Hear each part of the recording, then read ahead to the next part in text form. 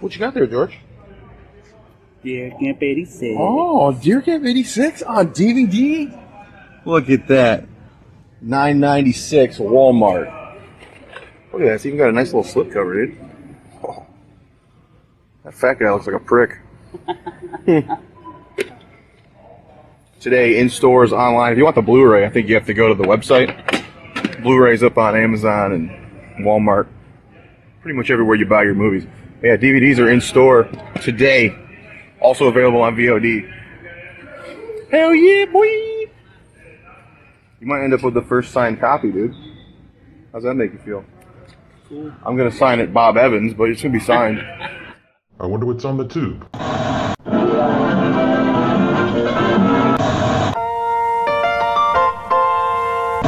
Welcome back. Thank you for being a friend. What you talking about, Willis? You are a meathead. No soup for you.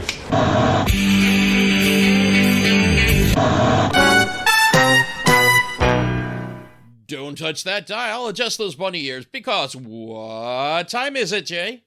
It's time to sitcom my face. I'm Jay, and that's Nick Franco. In this episode, we're talking about the hit classic film from 1994, right? Car 54, Where Are You? The film that everyone seems to love. Man. Well, we're going to talk about its source material. Yeah. Well, we've discussed old Fred Gwynn before. We covered the Munsters. Before he was an Alabama judge, before he was Achilles was cut by Gage, before before his days as a Munster. Yes, he played Francis Muldoon on Car 54, Where Are You? Francis Muldoon, yes. I had never seen this show before. Nor I've heard of it. I did when I was the first thing I messaged you when I Googled it. I saw that movie pop up and I was like, right. Oh, wow, there's a review bomb to hell movie from 1994? And it has the guy who played Dr. Cox from Scrubs in it, and it's even got Al Lewis in it, and Nipsey Russell, who, of course, we'll talk about from this show. Yeah. It's got some and Rosie O'Donnell, it's got a lot of names in it. Mm-hmm. So I did watch half of that, and not because I turned it off because it was terrible. No, nothing to do with that. No, I actually fell asleep, but... okay, there we go. I don't know if that's saying much about the movie, but it was like 4 a.m., so, can't blame the movie entirely.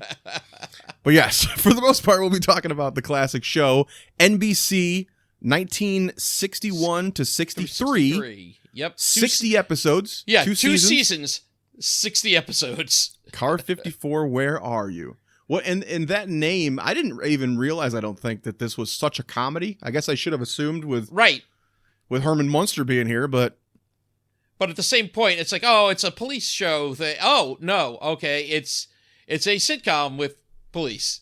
Right. I see the poster for this, and I've seen, like, in my life, the poster for, like, Adam 12, and I'm like, oh, it's like a police show. That's all I think is police show. I don't think comedy. Right. So what was your knowledge of this show growing up? Did your parents watch it or anything? No. I literally, no one I knew watched this.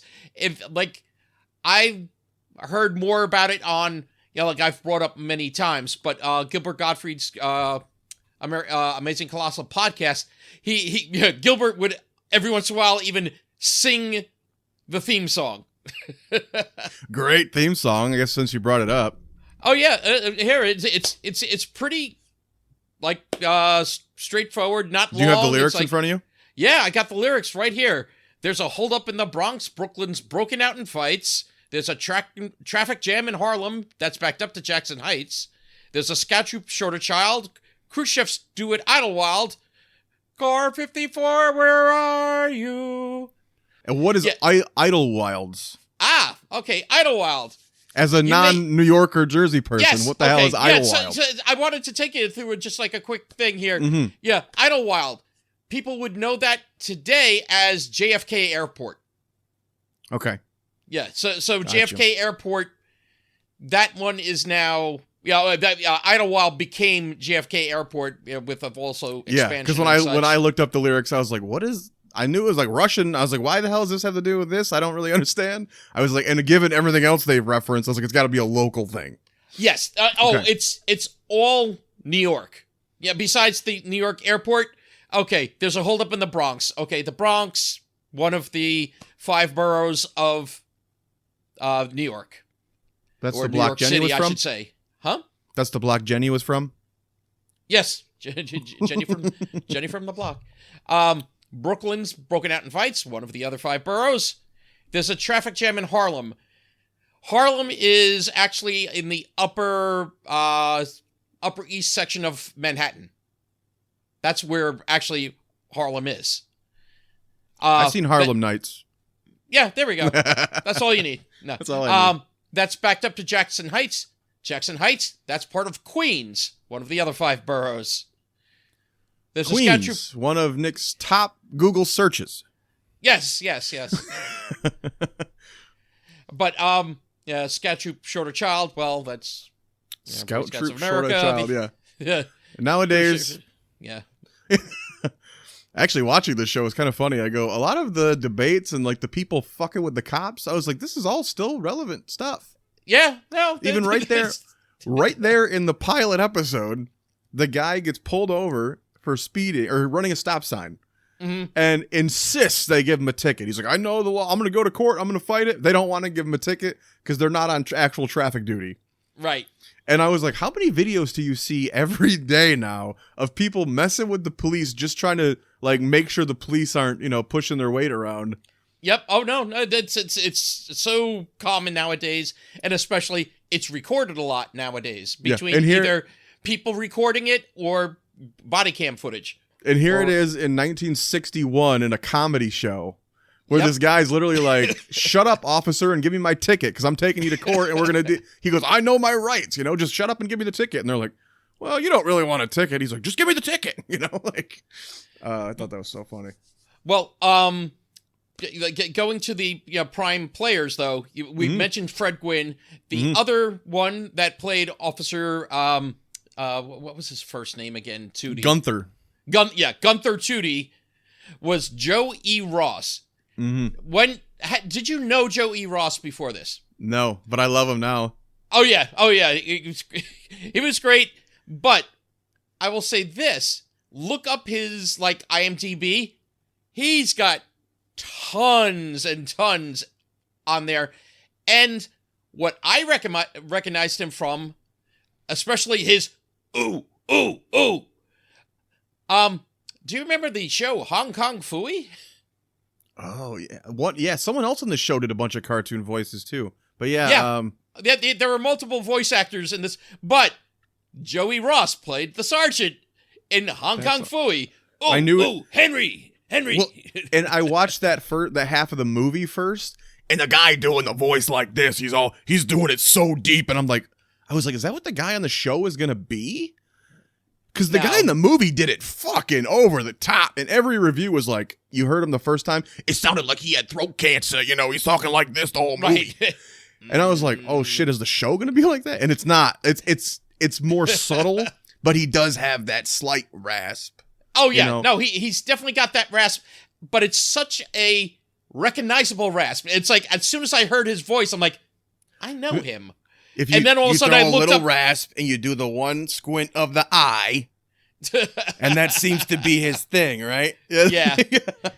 But I love that little half squint eye he always does. Like his one cheek is just fatter than the other, and it kind of closes one eye. I love that.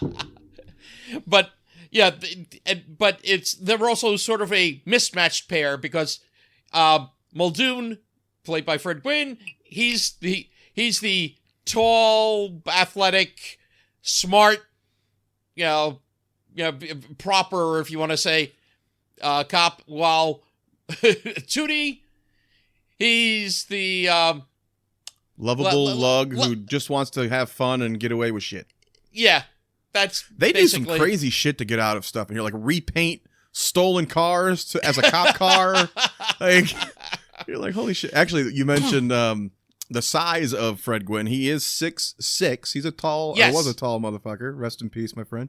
Rest in peace, Correct. almost everybody from this show. Oh, yes. I think the one buff cop is still alive. I think he's still around.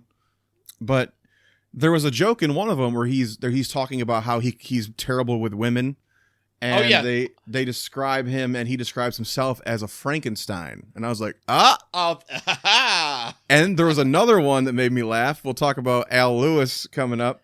yes, yeah, But- and yeah, for those familiar with the Munsters, Mhm. Al Grandpa. Lewis is Grandpa Munster. yes, Grandpa Munster, and But there we go. there's an episode where his wife goes to a psychic trying to speak to the dead, and the psychic's a scam, and they convince her that Al, her husband, what's his name in the show, Lou, what's a cop? Oh, Schnauzer. Yeah, cool. He plays two characters, if you recognize that in this. But she's convinced that he was a count, which I thought was kind of funny. They meant like an actual count, but the fact that he Yes. played the count, Yes. I was like, oh, look at that. They were, and this was ended only a year before the Munsters started in '64. So Right.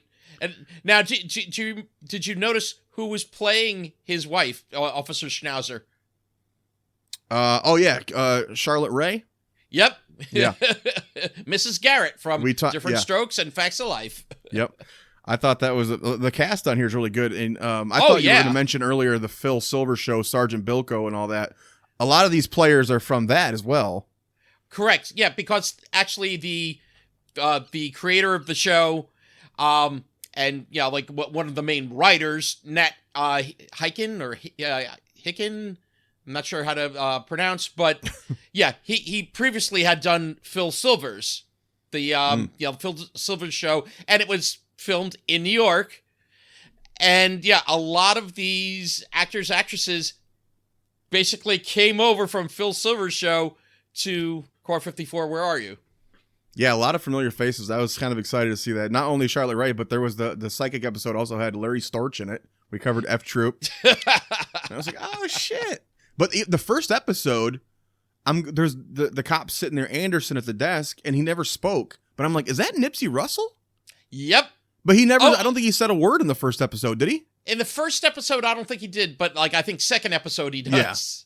Because I was like, I had to Google it. I was like, is that Nipsey Russell? I was like, it can't be Nipsey Russell. He's sitting there not talking.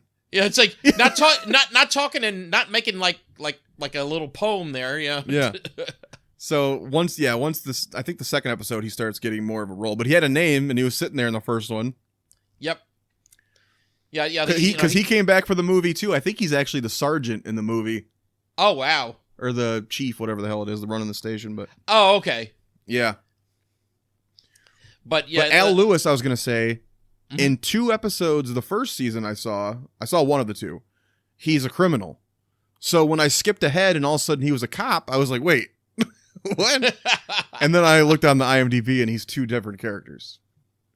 I wouldn't be surprised because back then on some of these sitcoms, they had a lot of highly used, like character actors, actresses to do multiple parts. They'd be one episode. I want to say it was Al Spencer, and then he went to Lou. What'd you say? Spout? What was it? Spout? Schauser? What was it? Leo Schnauzer, like There the you go. dog. Yeah. Yeah. I remember one of the episodes had, I think it was Sorrel Brook, Boss Hogg from Dukes of Hazzard. Oh, I've actually never seen that either. Oh, wow. Okay. Shari Lewis, with of Lamb Chop fame. I think I definitely jerked off to a poster of Jessica Simpson as Daisy Duke though once. I mean, what? Gene Stapleton. Okay. Edith Bunker. She was on here too, huh? Larry Storch, like you said, Corporal Agarn from F Troop. Hal Linden, Barney Miller. And here's a little fun one that I got for you. There's a couple of degrees of Kevin Bacon? Nope, not Kevin Bacon, of Joe Pesci. There's a couple of connections to Joe Pesci here. Do you know what they are?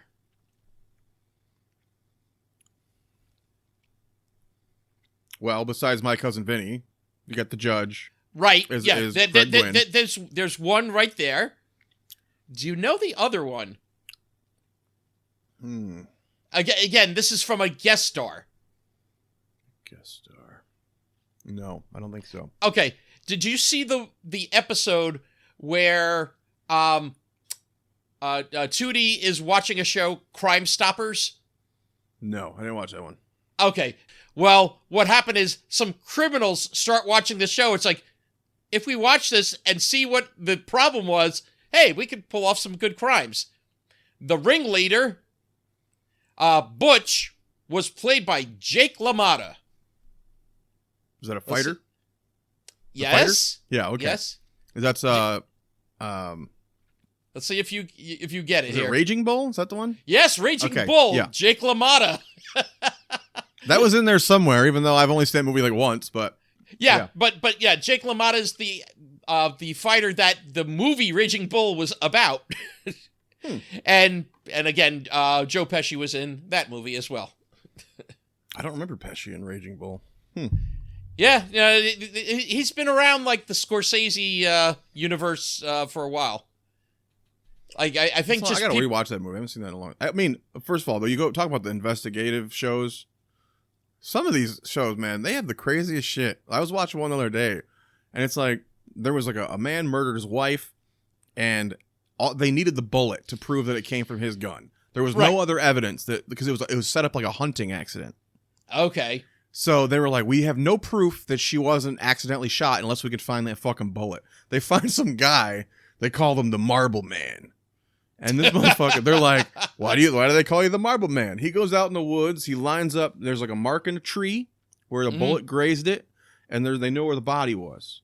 So this motherfucker just starts firing marbles at the mark on the tree to see where they bounce with a slingshot. Oh my God. And like 95% of them landed in the same little area. He gets out his little metal detector, boop, boop, boop, finds the bullet like immediately. Holy crap. You're like, damn, bro. So, I mean, I'm always fascinated by that kind of stupid shit in crime shows. Oh my God. The Marble Man. He's like a 70-year-old man. I'm the Marble Man. Yes. Yes, yeah. Every young boy wants to grow up to be the Marble Man. Oh, no, that was the Marlboro Man. That's right. I'm sorry. Oh, he sounds just like Tootie. How's it going? I'm the Marlboro Man. Yeah, ooh. Oh, Francis. My throat hurts. But, Sounds an awful lot like Ned from South Park, huh? But, yeah. But, it's coming right for us. I mentioned Paul was texting me earlier, who was on our last episode. Yes. Thank you, Paul. Yeah, thank you. Great guest. And he was saying, Car 54 single camera show. He goes, do you realize how difficult that was back then? And the whole time I was watching it, I never really thought about it. But yeah, I guess it is a single camera show. Yeah. In fact, I did read one fun fact about the color of the car. How I guess the police cars in that area at the time were green, but for the show they had to change them. They had to paint them in a way for black and white where they could be green, but they couldn't actually be green because they filmed on location so much. Right. They were afraid that people would think they were real cops in an emergency. Oh my God. So, but yeah, I guess, I don't know for what reason the police cars were green and white then. Damn. Or at least in that area. It kind of specified that precinct area, but the precinct on the show is fictional, but yeah. Yes. The 53rd precinct, and they were patrol car 54. Yeah. Oh, by the way, how did you watch it? I watched it on Tubi. Okay, you watched Tubi. I watched two different ways. I watched, I think it was Peacock first. Or was it Peacock or Paramount? I'm trying to remember. It's on now. Peacock, I know. Yeah, Peacock. So I watched that one first. But here's the problem. I chose an episode, it played a different one. I chose an episode, it played a different one. So I couldn't even get the episodes I was like trying to get. Weird. Well, this has got to be a show that the copyright's got to be expired because it's so old for one, but two, it's on everything. It's streaming everywhere. So it's got to be just something that's like public domain by now. To be Pluto, Peacock, Pluto, Roku. YouTube. They're all over YouTube. Like, Yep. You can watch this anywhere. But yeah, I was pleasantly surprised. Especially, did you watch the episode Boom Boom Boom? I don't think so. I didn't Oh really my read the God. names. I just read the descriptions and hit play. But Okay, Boom Boom Boom. It was like I think it was episode 17 of the first season. Is one of the funniest episodes that I watched. It was probably the funniest episode. Like the 53rd precinct, they're putting a barbershop quartet together. The only one that could really sing is actual Muldoon. The other guys, Tootie, Schnauzer, and I'm trying to remember who the other one was. he was a singer as Munster too. Wow. Right, there we go. And that's how a Hermie baby was born. That But sounds like a disease. I had a hernia baby. Well, you should have got that cleared up before you gave birth. Huh? But it was a contest, and it's like all different city departments put together barbershop quartets, and they had an actual what do you call it? A guy from like radio on DJ? the show. A disc jockey? Yes, a disc jockey. And so he's like sitting down, like ready to go. It's like, oh, well, so we can really compare them all together. They're all going to do the same song. So it's like, oh, okay. And it's like, oh, well, how many do we have? It's like 120 something. So by like 50, he's just going nuts. Like, you know, like he's like smoking, just like he's having like nervous tics throughout, because it all starts with like bum bum bum bum bum bum. The ones from the 53rd precinct, like they go, instead of really bomb bomb, they're doing boom boom boom boom. And the episode is basically he cannot escape them. Like he really thinks he's having a nervous breakdown. He goes to see a doctor. They're practicing outside the building where the doctor's office is. So he's in like by the psychiatrist, and he starts hearing boom boom boom boom. And it's like, and then like he's at the rehearsal studio. It's like, no, I'm okay now. I've had 5 years in radio. I'm fine. Then the guys from the 53rd rent one of the other rehearsal studios next door, and all of a sudden he starts hearing boom boom boom boom boom boom. It was freaking hysterical. What do you think? What do they call disc jockeys now that they don't have discs to work with? That's a good question. The digital jockeys? Like, what is but button jockeys? I don't know. MP3 jockeys? Click jockeys? Yeah, what the fuck? No, I didn't pay attention to any of the names. Actually, the only name of an episode I remember because of the name was I Love Lucille, which was like a fun little... Right. But yeah, if you get a chance, watch the episode Boom Boom Boom. It is the funniest episode of any of these that I watched. I think the funniest one I watched was probably the one where there's a bunch of criminals and they rent like a restaurant next to the bank. Did you see that one?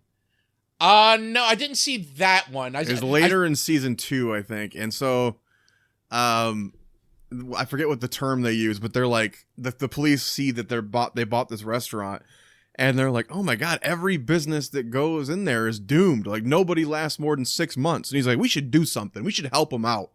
Well, they don't know it's a bunch of criminals literally just trying to break through the wall into the bank vault.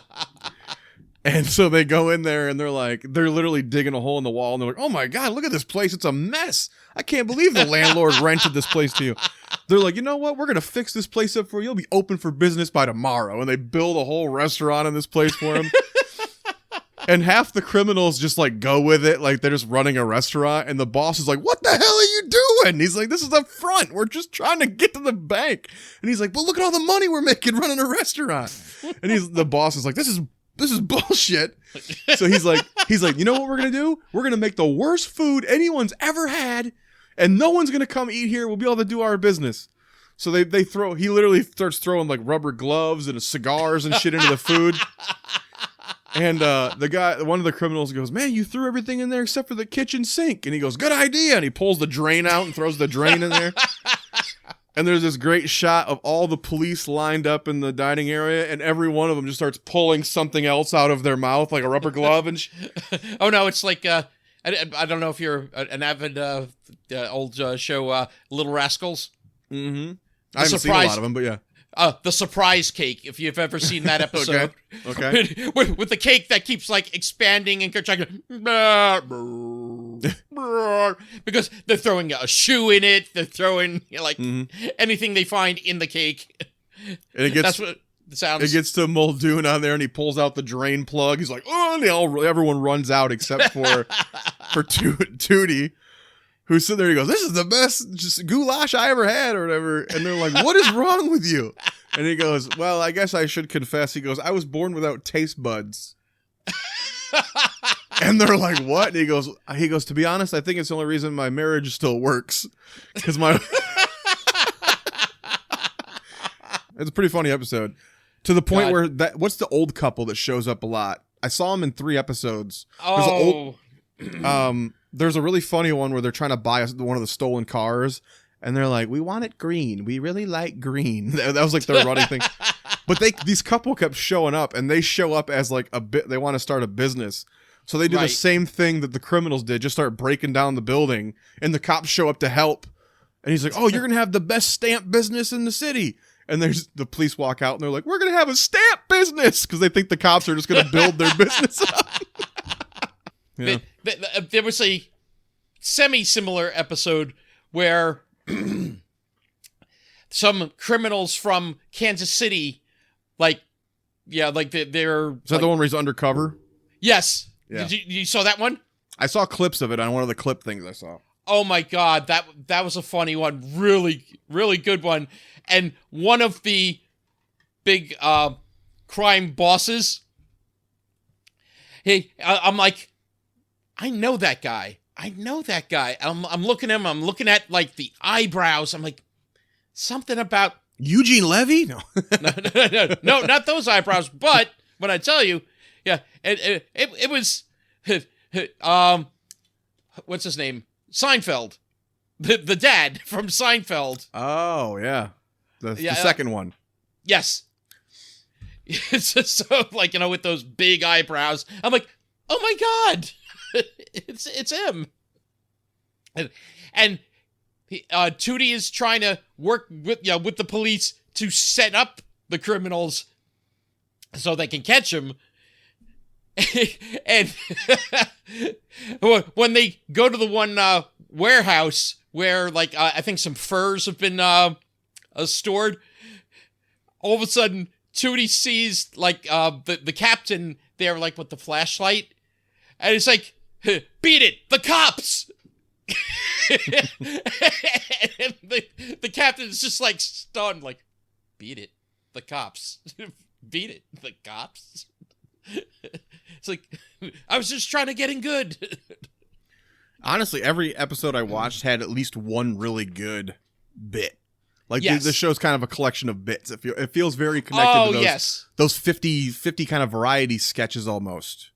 Mm-hmm. So there's always a good bit somewhere in there. Some of them you have to go through some really cockamamie, bullshit to get to them. But I think every episode has something really funny in it. Oh yeah. Even the first episode took a minute. I was like, where are they going with this bullshit? Yeah. Oh, first half of the first episode, I was like, oh man, I'm not gonna like this show. Yeah. But then you start to realize that they're building, and you're like, oh, okay, they're actually doing the work to get to the joke. Yes, and I for the first couple episodes, I was that way. I'm like, am I gonna like? And then it's like, it finally started hitting its, hitting its pacing, and oh, okay, now I'm enjoying these. But one of the recurring bits though too, the kid that would always get stuck, he's stuck in like railing. He's the one who gets the ball stuck in his mouth. Ball stuck in his pool ball. mouth. Yeah. It's like, okay. I hope this isn't just going to be every episode. Oh, the kid comes I've seen by. him in 2, and for the second time I saw him, I was like, is that the same kid? But Yeah. I thought maybe they just reused child actors or something, but I didn't realize it was supposed to be the same kid. Yeah, that he keeps getting into, a mess. Like Halloween 2 when the kid comes in with the razor blade in his mouth. That's a different mess. I always every time I see that movie I go, who the hell? Why? It's so out of place. Yeah, I really did enjoy this show, and I really did kind of learn to like Tootie a lot. I thought he was really funny. Yes. Yeah, I thought the way he especially like he starts addressing the camera, and then later on all the actors started like breaking the fourth wall and looking right at camera. Mhm. Al Lewis starts to do it a lot. The one I mentioned with the psychic is probably my second favorite I watched. But there's a great thing where he's trying to figure out his wife went to the psychic and she's convinced that she spoke to his first wife, which he didn't even have a first wife, but she thinks that he was a czar, so she's doing all this crazy princess Russian shit. And then Tootie and Mulroon, what's his name? Muldoon, yeah. Muldoon go undercover to this place, and it works on Tootie as well. So now he comes back. I'm your brother. Grandpa said that I'm in line for the czar as well, and he's like, Al Lewis just is looking at camera, going, "You believe this shit?" Like. Oh my and then god! He finally convinces him though. So then it cuts to the last shot. And they're in the car with like the psychiatrist, and they're both in full Russian garb, going to. And he's like, "You think you can help him?" He's like, "Yeah, I think I can help him." Oh, but with Tootie, going back to the one episode where he's watching the show that he's figuring out what these criminals are doing, the Crime Stoppers thing. Well, one night. He and Muldoon, they're studying like more like recent, police material, like some books. So he doesn't get to watch Crime Stoppers at 9. They turn on the TV at like 2:00 in the morning, and what's on but like a showing of Hamlet.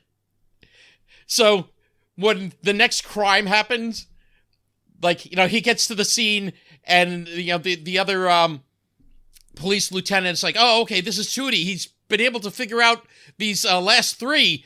And it's like, "Oh, wait a second. Oh, wait, it's coming to me. There's a ghost. Wait, and it's the King of Denmark. It's the brother did it, or the uncle." And it's like, what? Yeah, he had some great mannerisms, and like for someone I had never seen before, I always love. That's one of my favorite things in doing this show, is we always find these weird little character actors who I didn't know that I loved, and all of a sudden I really like them. But very much so. It was very weird to see the guy doing the weird impression of him first, and then seeing the because the guy in the movie is also like a kind of a scrawny little guy. I'm like, nah, that's weird. not the way. And the way God, what's that guy? McKinley or something? What's the guy who played Dr. Cox in Scrubs? I forget his name. But he played the was it Bruce Oh crap. I forget. Yeah, anyway. Yeah. He plays the part of Muldoon very like, I'm the stern by the books cop. And when you watch the show, that's not at all what Gwen's doing. Again, like Muldoon in the show, he's, if you want to say of the two, he's the smarter, just a little more proper, but they both kind of like, they're kind of skirting the rules. They're both kind of like, oh, okay, yeah, they don't really give out like summonses. Like there's an episode where I forget what another person from another precinct comes over, and he's driving just through their precinct, and it's like, wait, that's a violation. Wait, that's a violation. Oh, wait, that's a violation. That's a violation. But then he starts going over and like talking to the different people. It's like, oh, Officer Tootie and Muldoon. It's like, yeah, my son was born in like the back of their patrol car, and like all these things that the two of them have done. And then there, the policeman, he's like looking at a map of like, okay, minor crimes, like there's all just like minor infractions. Their precinct, or their section of the precinct, oh, it's full of all these dots, saying, oh, there's a lot of minor things. When they go to all the major crimes, like like robbery and homicide and that, it's empty. It's like, oh wait, no one actually does like a major crime in their area. John C. McGinley is the one who played Muldoon John in the C. movie. McGinley, okay. And David Johansen played Tootie. Yeah, otherwise and known Rosie as Rosie O'Donnell was Lucille. Okay, but David Johansen, otherwise known as. I don't know. The only thing I knew him, he was in a Scorsese movie too, ain't he? I think he may. But wasn't he in like Bringing Out the Dead or something? No, Frighteners maybe. He was in one of those. Wait, I'm trying to remember. He was in something like that, where he was like a driver or ghost or something. Oh no, you're thinking of Scrooged. Scrooge, that was it. Yes. Yeah, okay. the taxi driver. That's right. Yep. Right. I knew he was a ghost driver of some sort. I couldn't remember what. But you know who he also is? Who? Ever hear the song "Hot Hot Hot" by Buster Poindexter? Hot, that one. Yeah, that's Buster Poindexter. Wait, David Johansen is Buster Poindexter. Oh, like was he a real musician then? Yeah. So I know that song, but I don't know. Yeah, he was also in a famous glam band back in New York, the New York Dolls. But yeah, he was like in a glam band in the 70s, and then in the 80s he turned into Buster Poindexter and sang "Hot Hot Hot." And well, he's the one in the movie talking like this. Exactly. But actually, yes. Did you love the old school ads in Yes! the second season? Brought to you by Tide and that kind of shit. But I have to ask you, was that Fred Gwynn actually doing the ads? Because Some it of sounded them. like him. Some of them were. I don't know if they all were, but definitely some of them were. Yeah, some of them at least were. Yeah. Well, a lot of times the actors would do it. Right. It's like Gleam with GL70. It's the toothpaste of tomorrow. The shampoo in a convenient plastic tube. The convenient non-spill tube or whatever. I was like, what the fuck? Prel. Yeah. Yeah. What was the other one? And it's funny, a couple of those things I remember from my childhood. Like, I remember Prel and lava soap. Well, yeah, but did you hear the way they were pronouncing it? Lava soap. Lava soap. And it was literally lava with a volcano on it. And you're like, lava soap? I was like, who the fuck said lava was the right way to say that? But you're a nut. That was the running joke of the show. I kept calling everyone a nut was the worst fucking insult you could be called in the show. That is strange. Like, yeah, that's like the worst thing. I love in I think it was the first episode too, where he's trying to tell his wife he wants to go on the fishing trip. Well, if you think that the fishing trip is more important to you than your marriage, then go ahead. He goes, she says I can go. And she's going off. Why would I ever marry you? I gotta be a nut. And she's screaming out the window, I'm a nut. And he's like, why do you keep screaming it? Everyone already knows. Like,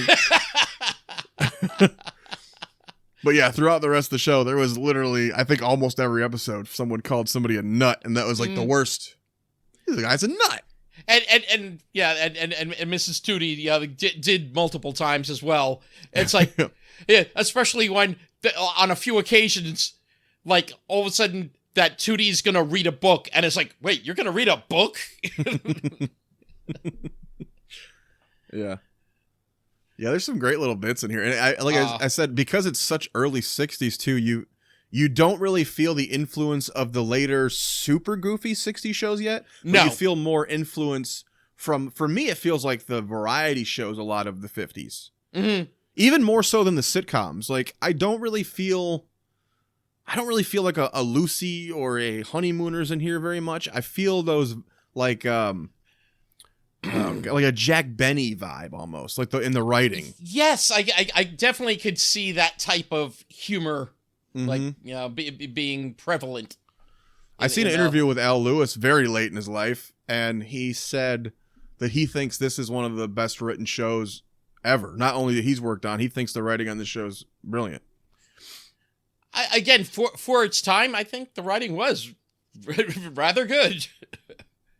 But is it the best of all time? No. But hey, you know, like, let Grandpa and Schnauzer, you know, like have this one. I was kind of surprised that it was as good as it was, and I haven't really ever heard anyone talk about it. Like, even my grandfather, when I was a kid, who would always talk about classic shows, I don't remember mentioning this one. You know? Yeah, it's very strange. Well, they said it wasn't popular when it was on. It was canceled after 2 seasons. Correct. But it gained a cult following in reruns. That's when it, and because of the Munsters, everyone knew them from the Munsters, right? And then we're watching this show and going, oh, and then that's, I think, kind of how it got most of its credibility and. Yeah.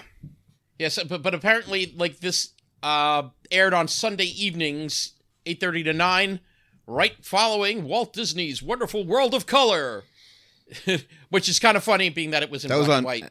That was on NBC? Yes. Oh, that was before they owned ABC then? Oh, yes. No. Way long before that. No, but yeah, like, I remember watching the Walt Disney's Wonderful World of Color, but it's ironic that Wonderful World of Color followed by a black and white sitcom. Yeah, I don't remember this even on, like, Nick at Night and shit. That's where I would have seen it. No, and that's the crazy part. Like you said, more of a cult following from reruns, but I don't remember even catching it in, like, you know, in the syndication, you know, like the reruns when I was young, because, you know, when I was young, I was watching a lot of, like, in syndication, some of those 60s shows. And well, they said it was during the Munsters, so that was 64 to 66 or something, right? Right.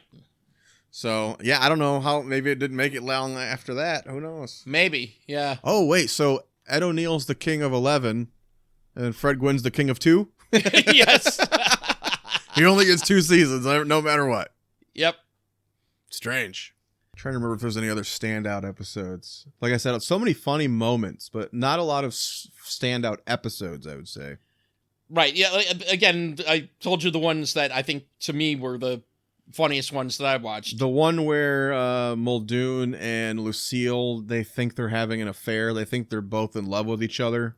It was kind of a very Three's Company mix-up. Oh, yeah. The miscommunication type of... Yeah, Muldoon comes to stay with the Tootie clan there for a minute, and they keep bumping into each other in the middle of the night, and they keep ending up in bed together by accident. Like, one will go to the other room because they're uncomfortable, and then that one will sneak away and try to go in the other room, and they don't realize it. And again, separate beds. If you notice, the Tooties. Yes, we're still in that era of television. Separate. Correct. Beds. Yeah, we haven't been able to be in a single bed yet. She was in bed with Muldoon, but not with her husband. Whoa, what's going on? Hey now. Where would you pop this on your list? I'm kind of curious. I was just about to ask you. I popped it actually at number 27, right under The Munsters. So we've covered, this is our 49th show. Almost to 50 shows, dude. Yeah, almost there. Show. You said 27. At 27, I have the Norm Show. Okay. I popped this on my list at number 31. Just between The Kids in the Hall, Death Comes to Town, and the Andy Griffith Show. Okay. Let's see. Kids in the Hall, Death Comes to... Okay. Yeah, Andy Griffith is a couple of under where I put Car 54. Yeah. So, you might like the movie. I'm going to finish the movie because it's a weird... Now that I've seen more of the show, too, going back to the movie and finishing that up, it's so funny to read the reviews because it literally got shit on, and you're like, I don't think it's that bad, but it's not good. But it's just though it's you can tell it's very influenced by like Police Academy and Naked Gun. Like it's very goofy, and I think it's Billy Baldwin in the movie plays the villain, and like his whole shtick is like I think he's claustrophobic, so you can't come close to him before he freaks out. Oh God! you remember those stupid police comedies of the 80s and 90s where it's like the villain's got to have a shtick. That's Yep. exactly what it felt like. Oh, you know? God. Now, you know what I'm thinking of now, too? the movie-wise, Johnny Dangerously. Oh. with seen Joe that before. Piscopo. Fargan Icehole. This is going to be Fargan War. Joe Piscopo. SNL. My grandma did this to me once. So, I mean, would you recommend this to new viewers? Yes, I actually would recommend this because, Yeah. again, it's a pleasant surprise. It's an easy watch. Do you think anyone who doesn't know the actors would love it though? I don't know. I think they'll like it. I think they'll appreciate the chemistry of Fred Gwynn and Joey Ross. Mm-hmm. They may recognize some other people, maybe, from other shows. Yeah, I would say if you're a Munsters fan, absolutely go back and watch this and see kind of how those connections formed and like the chemistry, especially of those guys. And at some point we have to watch the Phil Silvers show so we can see where a lot of these actors, actresses came from too. Yep. Yeah, and the one, I think it's is it the muscular guy who did a bunch of cartoon shit? He was on a bunch of Garfield or something. Might have been. Yeah, Hank Garrett is on a bunch of Garfield stuff. I don't. It looks like he played a lot of the tough guy because he was so big in this too. He's even on an episode of Full House. Oh wow! Like I think he's still alive. He was on the show Max Headroom, 12 episodes. Oh my God, I remember that show. He was the voice of Dial Tone in the G.I. Joe movie. Holy crap! and the show looks like this guy did a bunch of cartoon stuff. Episode of the Twilight Zone. He was the bookie who beats the shit out of John Ritter in Three's Company that episode. Oh my God. He's even a bartender in the Amityville Horror. Okay, now that's weird. And a conductor in Exorcist 2. So he's got some weird he's got a weird resume.